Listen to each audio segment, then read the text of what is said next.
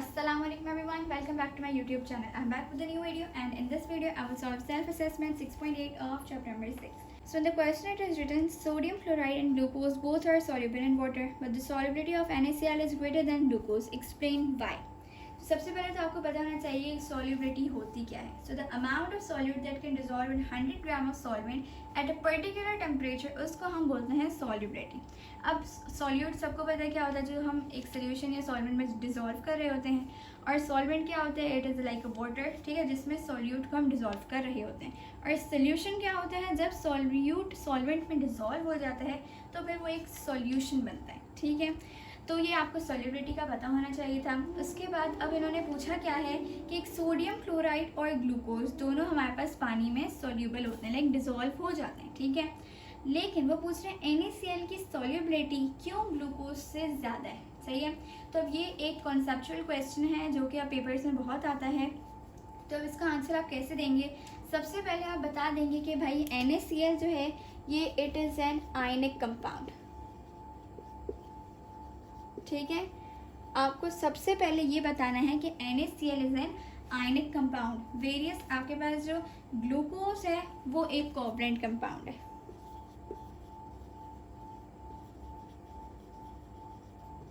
ठीक है, तो आपको सबसे पहले तो ये बता देना है कि NaCl आयनिक कंपाउंड है और ग्लूकोज कोवलेंट कंपाउंड है. ठीक है, फिर आप ये बताएंगे कि भाई आपके पास जो NaCl है वो एक आयनिक है और दूसरा ये पोलर इन नेचर होता है. ठीक है, this is polar in nature while water is also polar in nature. तो due to hydration you will tell कि due to hydration it is soluble in water. ठीक है, अब क्या होता है जब हम इसको डिसॉल्व करते हैं, so when we dissolve NaCl in water so it splits into Na plus and Cl negative ions. ठीक है, ये इसमें क्या हो जाता है, स्प्लिट हो जाता है. ये आपके पास दो आयंस आ जाते हैं. ठीक है, क्योंकि वाटर आपके पास क्या होता है, पोलर इन नेचर होता है. अब वो हमारे पास पॉजिटिव भी होते हैं नेगेटिव भी होते हैं, वो दोनों हो सकते हैं. अब जब आपके पास हमारे पास Na प्लस वाटर में डिसॉल्व करते हैं, स्प्लिट हो जाते हैं आई मीन, तो वो H2 जो नेगेटिव है वो उसको सराउंड कर लेते हैं. इसी तरह जब क्लोरीन नेगेटिव स्प्लिट करके मतलब वाटर में आ जाता है तो आपके पास जो वाटर होता है वो उसको सराउंड कर लेता है, उसका पॉजिटिव आयन. उसके बाद हमारे पास ये आपस में डिसॉल्व हो जाते हैं. वह जो ग्लूकोज होता है ये होता है कोवलेंट इन नेचर. ठीक है, ये कोवलेंट कंपाउंड होता है, इसलिए ये होता तो है सॉल्यूबल लेकिन उससे कम होता है. ठीक है, क्योंकि NaCl में आयनिक कंपाउंड है. ठीक है, तो अब आप इसको कैसे लिखेंगे, how you will sum up. So you will write NaCl is an ionic compound and polar. ये दो चीज़ें आप बता देंगे. उसके बाद it is soluble in water due to hydration. ठीक है, एक ही आप बता देंगे हाइड्रेशन. सही है. उसके बाद when NaCl dissolve in water it splits into Na plus and chlorine ions. ये आपको बताना है.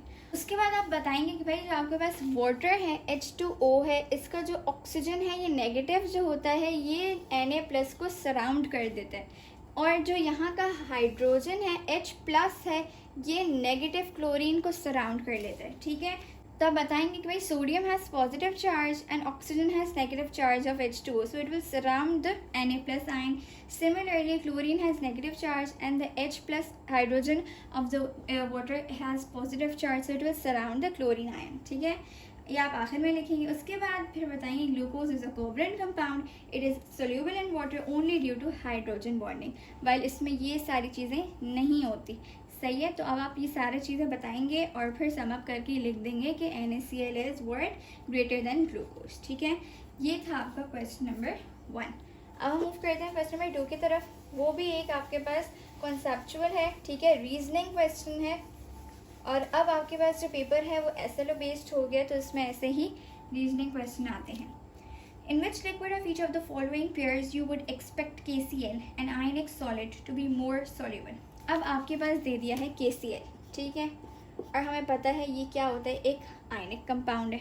सही है, तो ये पूछ रहे हैं कि भाई ये किस में ज़्यादा सॉल्युबल होगा. एक ऑप्शन है आपके पास H2O और CCl4. तो अब जाहिर है ये जो KCl है ये H2O में होगा डिजॉल्व. वाई, तो आप बताएंगे because they both are polar in nature. उसके बाद आप बताएंगे वाइल जो CCl4 है इट इज़ कोवलेंट, सही है। उसके बाद we have second part which is B, जिसमें आपके पास दिया हुआ है एक है आपके पास मेथनॉल एंड दूसरा है बेंजीन। तो ऑफकोर्स मेथनॉल में ही होगा क्योंकि आपके पास जो ये है ये भी पॉलर इन नेचर होता है, so it is soluble in KCl, various benzene जो है ये एक नॉन पॉलर है, तो इसलिए ये नहीं होगा, ठीक है। सो यही था। उसके बाद है तीसरा question which is which of the following pair of liquids are miscible. Miscible means जिसमें आपके पास इजीली डिज़ोल्व हो जाते हैं, ठीक है। ओके, तो water and benzene. So water benzene they are not miscible, क्यों? बिकॉज जो वाटर है वो पॉलर है और जो बेंजीन है वो नॉन पॉलर है। और मिसेबल मीन्स डिज़ोल्व, ठीक है। आप इसको एक सिंपल वर्ड कह सकते हैं, डिज़ोल्व। तो डिज़ोल्व होने की एक शर्त ये होती है कि दोनों की सेम इंटरमॉलिक्यूलर फोर्सेस होनी चाहिए, ठीक। अब यहाँ पे एक की पॉलर और दूसरे की नॉन पॉलर, तो अब लिखेंगे water benzene, water has polar and benzene is non polar, so they both are not miscible. उसके बाद है बेंजीन एंड CCl4, सो या they both are miscible because they both have covalent bond and they both are non polar, ठीक है। दोनों की भाई जो नेचर है कोवलेंट है और दोनों नॉन पॉलर है।